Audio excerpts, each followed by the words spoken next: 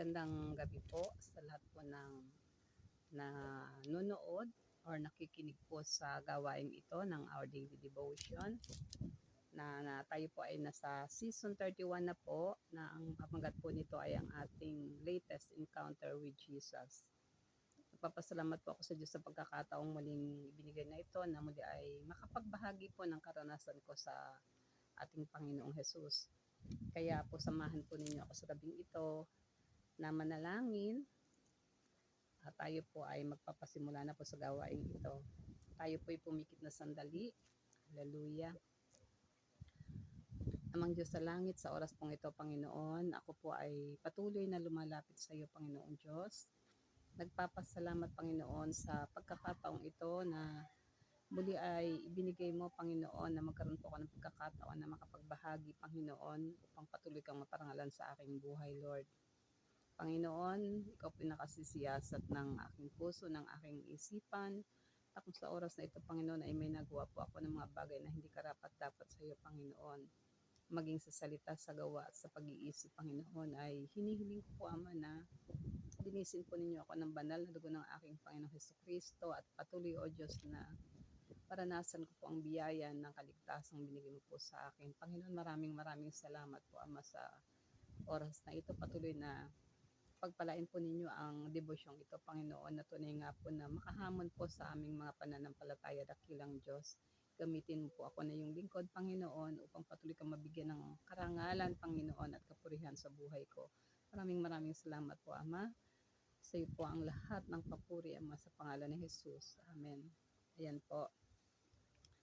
Nga po. Ang latest encounter ko po ay talagang bago lang po. Kasi po, nag-start po kasi yung pagsakit po ng tiyan ko mula po nung pang 2020.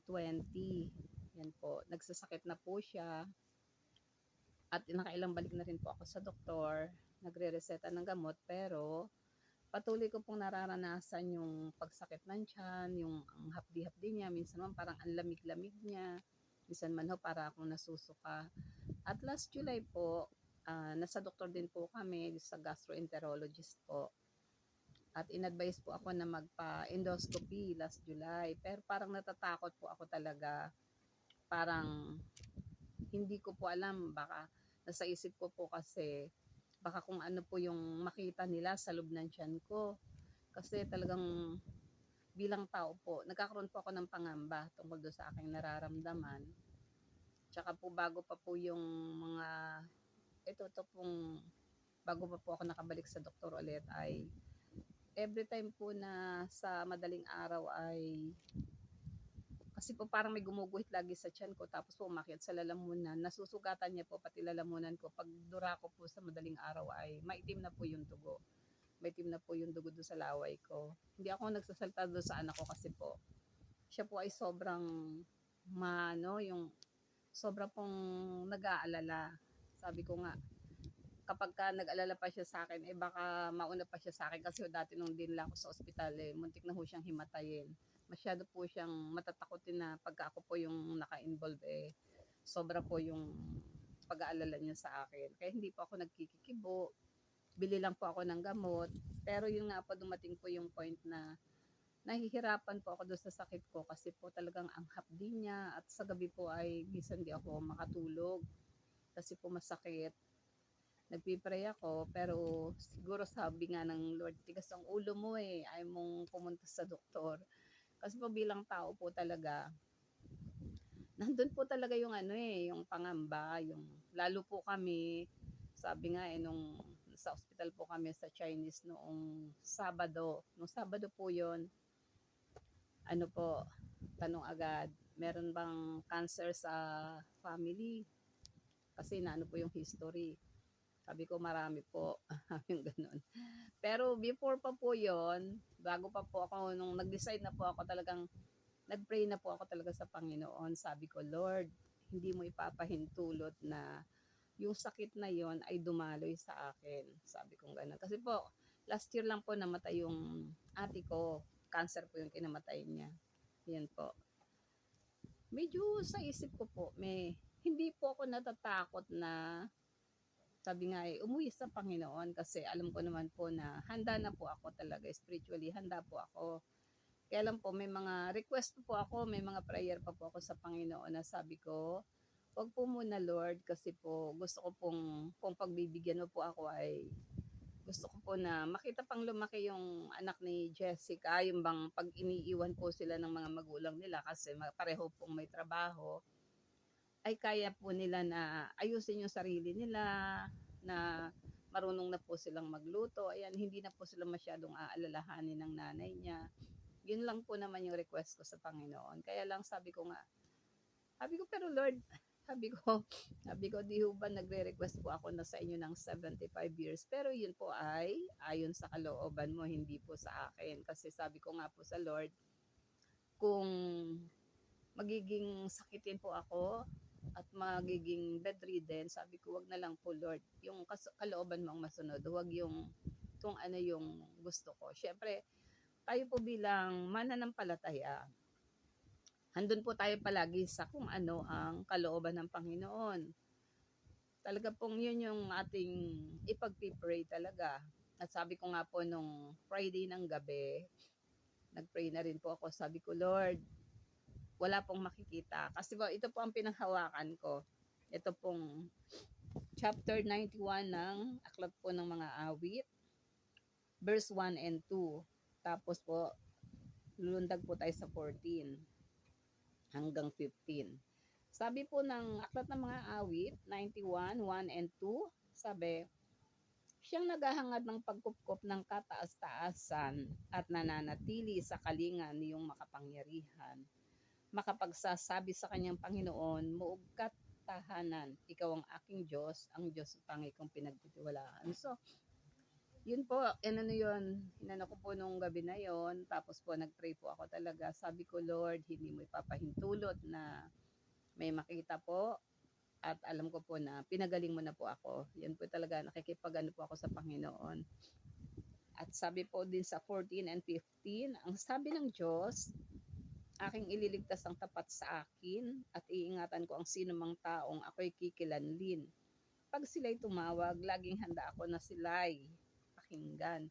Hindi po ba, kapag dumadating po doon sa panahon na pakiramdam po natin ay nanghihina, bilang tao nakakaramdam po tayo niyan ng panghihina. Ito po yung mga verses na patuloy na pwede po nating panghawakan na sabi nga siyang naghahangad ng pagkupkup ng kataas-taasan at nananatili sa kalinga niyong makapangyarihan. Makapagsasabi sa kanyang Panginoon, mugkat tahanan. Ikaw ang aking Diyos na tangi kong pinagtitiwalaan. Kanino nga po ba natin ipagtitiwala yung buhay natin? Nasabi nga kahit ho yung mayaman ay hindi po kayang bilhin yung kanyang buhay. Kasi po kung ang mayaman po ay nabibili po ang kanyang buhay para madugtungan, wala pong mayamang namamatay sa sakit. So, hindi po talaga yun ang basihan. Kundi ang atin pong Diyos na pwede po natin paglagakan ng ating pagtitiwala. At sabi nga po sa 14, sabi ng Diyos, aking ililigtas ang tapat sa akin at iingatan ko ang sino mang taong ako'y kikilanlin. Pag sila'y tumawag, laging handa ako na sila'y pakinggan. Lagi pong ang Panginoon ay binibigay po yung assurance sa kanyang mga anak na ililigtas niya. Ang kinakailangan lang po ay maging tapat po tayo sa kanya. At sabi nga po, iingatan niya kapag kinikilala po natin ang ating Panginoon. At ang sabi po ay, laging handa siyang makinig sa kanyang mga anak kapag may pinagdadaanan po. Ito po yung napakasarap po sa ating Diyos. Ito po yung aking latest encounter with Jesus po. Last Saturday lang po. Yun po, nag-endoscopy na po. Isisedate ka nila kaya wala ka nang alam. Ano ka na lang, nandun ka na sa recovery, maya-maya, gising ka na rin. Yun, tapos babasahin na po yung naging resulta. At salamat po sa Diyos, purihin po ang Panginoon. Nakita po doon sa loob ng bituka ko ay wala naman pong bukol. Meron lamang pong mga parang mga sugat na magaling na po yung iba at yung iba po ay pagagalingin na. Yun o. Pero maliliit na lang po. Pero yung mga ibang sugat magaling na po. Kaya sabi ko, Lord, salamat po talaga kasi hindi mo inalaw na may makita. Tuwan-tuwa ho yung anak ko. Kasama ko ho yung aking dalawang anak. At isa pa po talagang sobrang blessed po ako talaga kasi nalaman po ng bunso ko na nasa Chinese kami. Tawag po agad yung bunso ko, nasa barko po siya eh. Teka po ah. Tawag po agad yung bunso ko, umiiyak na. Sabi ko, bakit ka umiiyak? Sabi ko, wala naman dapat iyakan. Sabi ko, anak din naman ako ah, ba't hindi niyo ako sinasabihan na may nararamdaman kayo? Sabi nga, isang bagay ho na nakakataba ng puso ay yung maramdaman niyo yung mga anak niyo na sobrang concern po talaga sila. Sabi ko, sa dinaanan po ng mga anak ko dati na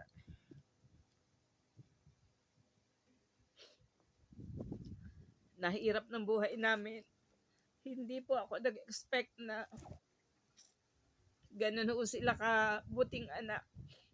Kasi po talaga hindi naman po namin naibigay sa kanila ng lubos yung kailangan nila kasi nga po kulang. Financially pa kulang kami. Ang naramdaman lamang po nila yung pagmamahal. At talaga pong super thankful ako sa Panginoon kasi kitang-kita ko po yung mga anak ko, ramdam na ramdam ko yung sobrang concern po nila, sobrang pagmamahal po nila. Kaya po sobrang nagpapasalamat po ako kasi sabi nga eh, hindi ko alam kung ano yung ginawa ko pero binigyan mo ako ng anak na sobrang ano, ang mga anak ko po ay, ang mga anak po natin ay extension po ng pag-ibig ng Diyos sa atin. Hindi po sila pag-aari natin, sila po ay galing sa Diyos, inirigalo pansamantala sa atin. At kapag po may anak po kayo na alam niyo po na mahal kayo, alam niyo po na yung mga anak niyo yun ay ginagamit ng Diyos para extend yung pagmamahal, yung pag-ibig ng Diyos. Kaya po, sobra po akong blessed na hindi po sapat yung salita para magpasalamat po sa Panginoon. Kasi po, hindi po lahat ng magulang ay may anak na hindi man nakalaki na maginhawa sila. Guminhawa na lamang po dahil mga nagsikap naman po talaga kahit gaano po kahirap yung pinagdaanan ng buhay at naging mabuti po silang mga anak. Hindi po sapat ang salita para po sabihin sa Panginoon yung pasasalamat kung gaano ka ka-grateful sa Kanya na binayayaan ka ng mga anak na mapagmahal. At ito po ay makikita nyo po sa araw-araw na na-encounter nyo si God dahil ang mga tao sa paligid mo ay pinararamdam ng Diyos sa iyo na mahal ka niya. Nung makita ko po na negative naman po yung result ng aking endoscopy, sabi ko nga sa anak ko, wala ka naman dapat iyakan anak, wala naman. Sabi kong ganun sa kanya. Yung bunso ko po kasi ganun po yun, sobra din makapag-worry yun. Yung bunso ko sa babae at bunso ko sa lalaki. Pareho pong grabe pong mag-worry yun. Yan. Kaya po talagang nagpapasalamat po ako talaga sa Panginoon kasi unang-una po tinugon niya po yung panalangin ko na negative yung maging resulta nung aking endoscopy na wala pong makitang anuman sa loob ng tiyan ko maliban lang po doon sa mga gasgas at saka po doon sa dati pong mga sugat-sugat na pinagaling na po. Sabi nga po ng doktor, meron po mga sugat-sugat pero magaling na po yung iba at may konti na lang pong gasgas na yun na lang po yung gagamutin. Sobra pong thankful ako talaga sa Panginoon kasi po ang ating Panginoon ay hindi lamang minsan-minsang pinaparamdam yung pagmamahal sa atin, kundi sa araw-araw. Sa araw-araw po na tayo po ay nagigising at nagagamit po natin yung ating lakas sa lahat ng mga gawain natin, lalo po tayong mga kananayan. Ang dami po nating mga obligasyones sa bahay. Although malalaki na po, may asawa na po lahat ang mga anak ko, pero syempre po yung mga apo po na hindi pa po pwedeng pabayaan.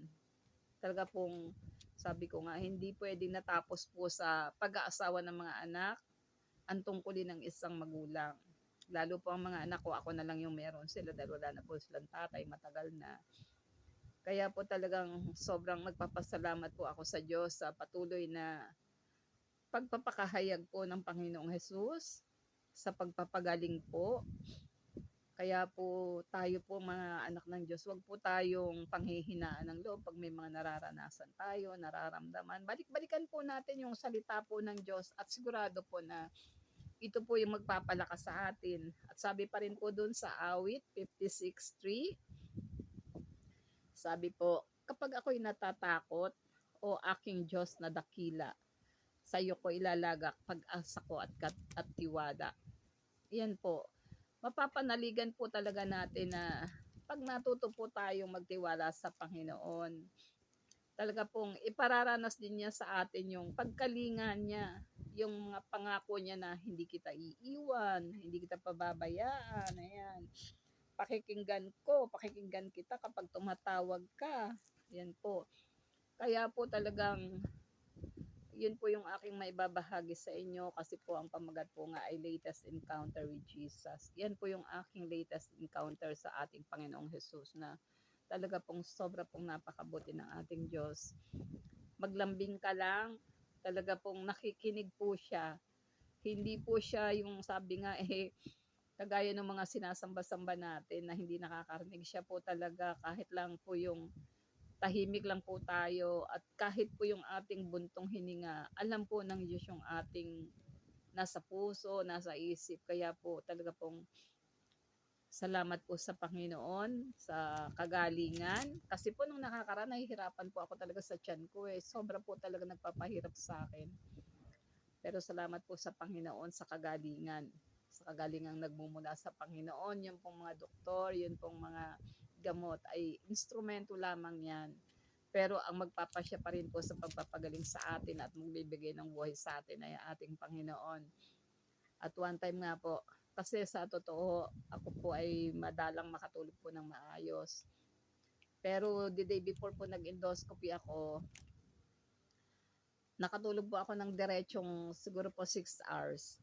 Wala po akong narinig, wala po akong naramdaman. Sabi ko nga pagising ko, Lord, sobrang thank you ako. Ang sarap pala nung manahimik ka. Masarap na rin po palang maranasan talaga yung minsan-minsan ko lang po kasi nararanasan yung ganong tulog na yung hindi ho ako nababother, hindi ho ako naabala. Yung talagang as in, tulog na tulog na tulog. Parang ang gaang-gaang ng pakiramdam. Sabi ko nga, pag dumating pala Lord yung panahon na kukunin mo na kami, ito na yung pinakamasarap na pakiramdam. Yung pagpikit ng mata namin dito sa lupa ay pagising namin kasama ka na namin. Kaya naku, mga kapatid, magpatuloy lang po tayo kahit so dumadating mga problema, hindi naman po tayo exempted sa mga pagdating ng problema, hindi po tayo exempted sa pagdating ng mga karamdaman. Pero lagi lang po nating tatandaan na meron po tayong Diyos na mapagkukublihan, meron po tayong Diyos na pagsasabihan. Pag nasasabi natin sa Diyos na, Lord, kinakabahan po ako natatakot po ako, sasagutin kanya. Sasagutin kanya na nandito lang ako at hindi kita pababayaan.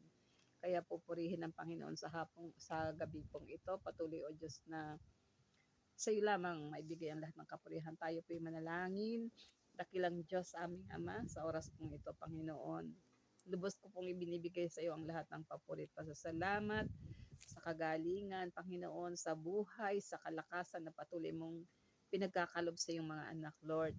Patuloy, O Diyos, na hinihiling ko sa iyo, Ama, na patuloy na gabayan mo ang iyong mga anak, Panginoon. Palakasin mo sila spiritually, O God, at buong katiyagaan po naming hintayin ang pagbabalik mo ng may dakilang pag-asa, Panginoon, na anuman yung aming mga pinagdadaanan, anuman yung aming mga nararanasan. Isang araw po, Diyos, ay aalisin mo po ito sapagkat dito pa lamang po sa lupa, Panginoon, ay pinararanas mo na sa amin, Panginoon, kung paano pong mabuhay sa piling mo. Lord, maraming maraming salamat po sa iyo. Patuloy na hinihiling ko sa iyo, palakasin mo po yung aking mga kapatid, Panginoon, at ang mga kapastoran, Panginoon, ay patuloy mo po silang bigyan ng kasigasigan, katiyagaan, Panginoon, sa pangangalaga sa mga tupa, Panginoon. Bigyan mo po sila ng purong puso, Panginoon, upang patuloy na mapaglingkuran ka, O Diyos, at patuloy na maipangaral ang mga salita mo. At kami po, Panginoon, bilang mga mananampalataya, gawin mo po kaming bahagi, Panginoon, upang ang iyong kaharian ay maiparating sa iba, Panginoon, ang kaligtasang dala mo, Panginoong Jesus. Upang kung paanong nararanasan namin, Ama, ang mga nararanasan namin ngayon ay maibahagi namin ito sa aming kapwa, Panginoon, at makapagdulot po ng pag-asa sa kanila. Panginoon, maraming maraming salamat po at gayon din po sa mga may karamdaman. Akin po silang tinataas sa iyo, Panginoon. Patuloy na ikaw po yung maging kagalingan po ng mga may karamdaman, maging pag-asa, Panginoon, maging kapayapaan ng puso at ng isipan, O God. At sa mga dumaranas po ng mga kahirapan, Lord, ikaw po ang mayamang Diyos, ikaw po ang aming Ama, at ang lahat po ng bagay ay meron na po kami kapag nariyan po kayo sa aming puso, sa aming isipan, Panginoon. Ama, ikaw lamang po yung aming inaasahan. Patuloy na palakasin mo, Ama, ang lahat po ng iyong iglesia, Panginoon. At patuloy, O Diyos, na ang pag-ibig mo ay patuloy na maramdaman ng bawat isa sa amin. Lord, ganyan din po ang aming bansa. Patuloy na dinadalangin namin sa iyo, Ama, ang bansang ito, kung saan naroroon po ang iyong mga anak, Panginoon. Ama, ikaw po ang patuloy na mag-iingat sa bansang Pilipinas. Ingatan po ninyo kami, Ama, ang bansang ito na hindi po kami masakop ng ibang bansa na hindi kumikilala sa iyo, O God. Kundi, Panginoon, ang mga kamay mo, ang patuloy na tumakip, Panginoon, sa bansang ito upang wala pong sino man ang mga Panginoon, na kami po ay sakupin, na hindi mangyayari, Panginoon, ng mga anak mo ay maggapi po ng mga taong walang pagkakilala sa iyo.